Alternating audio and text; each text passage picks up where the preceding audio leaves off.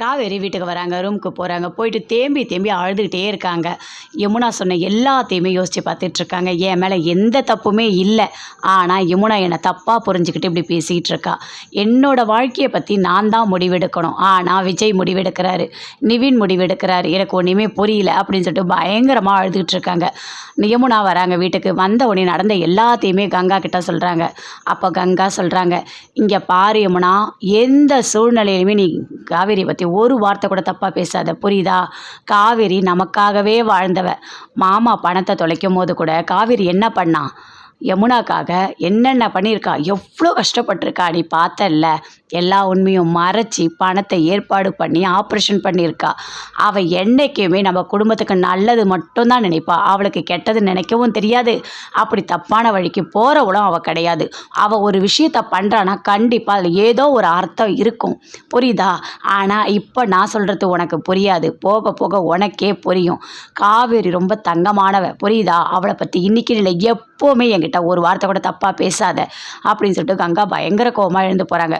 அப்போ யமுனா யோசிக்கிறாங்க, இல்லை அக்கா பண்ணுறது எல்லாமே தப்பாக இருக்குது, ஆனால் நான் சொன்னால் மட்டும் வீட்டில் யாருமே நம்ப மாட்டுறாங்க அப்படின்னு சொல்லிட்டு யமுனா பயங்கரமாக அழறாங்க. என்னோட நிவின் எனக்கு தான் நான் நினச்சேன், எவ்வளோ கஷ்டப்பட்டு நான் படித்தேன், கடைசியில் நிவின் எனக்கு இல்லைன்னு ஆயிடுச்சு, அவர் என்னை வேண்டான்னு சொல்கிறாரு அப்படின்னு சொல்லிட்டு அவங்க ஒரு பக்கம் பயங்கரமாக அழுதுட்ருக்காங்க. விஜய் வரும்போதே யோசிச்சுட்டே வராரு. என்னாச்சு, காவேரி பயங்கரமாக அப்செட்டாக இருக்கான்னு மட்டும் தெரியுது, ஆனால் காரணம் மட்டும் தெரியல அப்படின்னு சொல்லிட்டு வீட்டுக்கு வராரு. வந்தவொடனே தாத்தாவை பார்க்குறாரு. காவேரி எங்கே அப்படின்னு சொல்லிட்டு, காவேரி உள்ளதான்ப்பா இருக்கா அப்படின்னு சொல்லிட்டு தாத்தா அங்கேருந்து போகிறாரு. காவேரி பார்க்கறதுக்காக உள்ளே போகிறாரு. காவேரி அப்படி கண்ணெல்லாம் துடைக்கிறாங்க, அப்படியே அமைதியாக இருக்காங்க. என்னாச்சு காவேரி, எழுந்துரு, உண்மையை சொல்லு, என்ன நடந்துச்சு? நான் ஏற்கனவே நான் பார்த்தேன், உன்னோட ஃபேஸ் எல்லாமே அழுதா மாதிரியே இருக்குது, ஏதோ ஒரு பெரிய பிரச்சனை நடந்திருக்கு, நீ எதுவாக இருந்தாலும் என்கிட்ட சொல்லு, நீ சொன்னால் மட்டும்தான் எனக்கு தெரியும் அப்படின்னு சொல்லிட்டு விஜய் சொல்கிறாரு. அதை கேட்டோடனே காவேரி எதுவுமே பேசவே இல்லை, அப்பயும் அமைதியாக இருக்காங்க. இங்கே பாரு காவேரி, இப்படி அமைதியாக இருந்தால் என்ன நடந்ததுன்னு நான் தலையை பிச்சுக்கிற மாதிரி இருக்கும், நடந்த எல்லாத்தையுமே நீ என்கிட்ட சொல்லு அப்படின்னு சொல்லிட்டு விஜய் கேட்குறாரு. அப்பயும் காவேரி அப்படியே அழுதுகிட்டே இருக்காங்க. சொல்கிறேன்ல, சொல்கிறியா இல்லையா அப்படின்னு சொல்லிட்டு கத்துறாரு.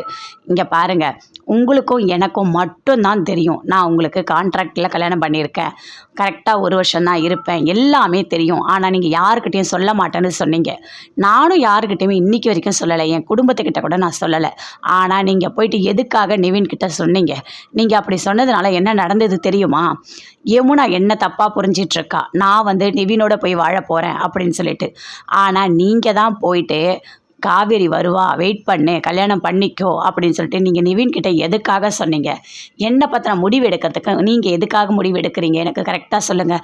கான்ட்ராக்டுக்காக தான் நம்ம கல்யாணம் பண்ணோம், பணத்துக்காக தான் நம்ம கல்யாணம் பண்ணோம், அது முடிஞ்சோடனே நீங்கள் போயிடுங்க, நான் பார்த்துக்கிட்டு என் வேலையை பார்த்துக்கிறேன், என்னோடய வாழ்க்கை நான் என்ன பண்ணணும் ஏது பண்ணணும், நீங்கள் எதுக்காக முடிவு பண்ணுறீங்க அப்படின்னு சொல்லிட்டு காவேரி பயங்கரமாக கத்துறாங்க. அதை கேட்டோடனே விஜய் பயங்கரமாக ஷாக் ஆகுறாரு. ஐயோ, நடந்த எல்லாத்தையுமே நிவின் சொல்லிட்டானா அப்படின்னு மனசுக்குள்ளேயே நினச்சிட்டு பயங்கரமாக அப்படியே ஃபீல் பண்ணுறாரு. அப்படியே அமைதியாக இருக்கார், எதுவுமே பேசவே இல்லை. பேசுங்க, தயவு செய்து பேசுங்க, இவ்வளோ நேரம் நீங்கள் கத்தனீங்கல்ல, பேசுங்க அப்படின்னு சொல்லிட்டு காவேரி சொல்கிறாங்க. விஜயால் எதுவுமே பேசவே முடியல, அமைதியாக இருக்கார். எதுக்காக நீங்கள் இப்படி பண்ணீங்க? இதனால் எனக்கு எவ்வளோ பெரிய அசிங்கம் தெரியுமா? நர்மதா என்னை தப்பாக நினச்சி திட்டிட்டு போயிட்டா, உனக்கு கல்யாணம் ஆகிடுச்சு, நீ எதுக்காக நிவின் கூட பேசிகிட்டு இருக்கேன்னு கேட்குறா. நான் என்ன பதில் சொல்லணும் அப்படின்னு சொல்லிட்டு காவேரி கேட்குறாங்க. அப்பயும் எதுவுமே பேசவே இல்லை. விஜய் அப்படியே யோசிக்கிறாரு, ஐயோ தப்பு பண்ணிட்டோமோ, அப்போ ஏதோ ஒரு வேகத்தில் சொல்லிட்டோம் காவேரி வருவா, வெயிட் பண்ணுங்கன்னு. ஆனால் இப்போது காவேரியை கொஞ்சம் கொஞ்சமாக நான் இப்போ தான் புரிஞ்சுக்க முயற்சி பண்ணியிருக்கேன். காவேரி இல்லாமல் என்னால் வாழ முடியுமானா எனக்கு அது தெரியல அப்படின்னு சொல்லிட்டு மனசுக்குள்ளேயே விஜய் அப்படியே ஃபீல் பண்ணுறாரு. கண்ணெல்லாம் அப்படியே ஒரு மாதிரி பார்க்குறாரு. காவேரி அப்படியே பார்க்குறாங்க. பார்த்துட்டு பயங்கரமாக திட்டிகிட்டு இருக்காங்க. தயவு செய்து இனிமேல் என்கிட்ட நீங்கள் பேசவே பேசாதீங்க, நீங்கள் பேசினாலே எனக்கு கோவமாக வருது, சரியா அப்படின்னு சொல்லிட்டு அங்கேருந்து காவேரி போகிறாங்க. அப்போ விஜய் யோசித்து பார்க்குறாரு. காவேரியோட பழகினது, கொடைக்கானலுக்கு போனது, சந்தோஷமாக இருந்தது, எல்லாத்தையுமே யோசித்து பார்க்குறாரு. தெரியல காவேரி, எனக்கு தெரியல, 8 மாதம் முடிஞ்சோடனே நீ போயிடுவியானா எனக்கு தெரியல, ஆனால் என் மனசில் இப்போ தான் உன்னோட ஞாபகம் கொஞ்சம் கொஞ்சமாக வருது, என்னால் ஒன்றுமே பண்ண முடியல அப்படின்னு சொல்லிட்டு ஒரு பக்கம் பயங்கரமாக ஃபீல் பண்ணிகிட்டு இருக்காரு. நிவின் வீட்டுக்கு போகிறாரு. போகிற வழியில் யோசிக்கிறாரு, நம்ம தெரியாமல் அவசரப்பட்டு யமுனா கிட்ட முன்னாடியே சொல்லிட்டோமோ, இதனால் எக்ஸாம் எழுத முடியாத ஒரு சூழ்நிலை ஆக்கிட்டோமோ அப்படின்னு சொல்லிட்டு அவரு ஒரு பக்கம் யோசிக்கிறாரு.